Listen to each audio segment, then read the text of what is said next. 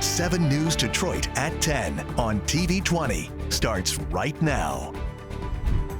The investigation continues into a shooting at Michigan State Fair that left a 14-year-old dead and another person injured. Thank you for joining us on 7 News Detroit at 10. I'm Sarah Michaels. The shooting happened late last night in a parking lot near the fair in Novi. After the shooting, hundreds of people started running and screaming, causing a chaotic scene at the fair. 7 News Detroit reporter Tiarra Braddock was at that scene, speaking to people last night. Today, she returned, talking to fairgoers about the increased security and the new rules aimed at keeping people safe.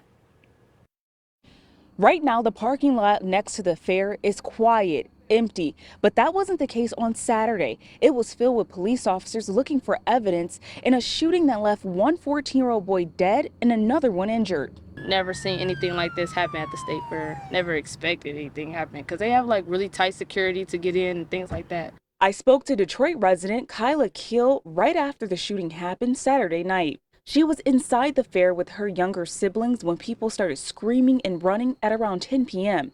She took off running as well while holding her baby brother. All I cared about was him. That's it. He just had to be my #1 priority to get him somewhere safe. And that's why I kept saying, like, anybody that was around us, I just wanted them to be quiet. Kiel and her siblings made it out the fair safely. The shooting did not happen inside of the fair, but over in a parking lot near it on Grand River Ave.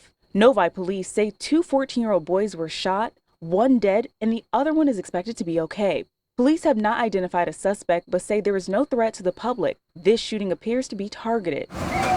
On Sunday, the fair was back up and running, but with limited hours. The fair closed at 7 p.m. instead of 10 p.m. There was also more security, and anyone under 18 had to be with an adult. I spoke to one fairgoer on Sunday who said she thinks in the future, fairs are going to look a lot different after this shooting and other incidents that have happened at large public events across Metro Detroit. People need to be aware that there's going to be police everywhere you look now. Another fairgoer told me about his thoughts on having more security and rules at the fair. Certain guidelines can't be put in place. They can tighten up on security as far as I see how they were wanding and making sure when everybody came in that, everybody was, making sure everybody was safe with their bags and things of that nature.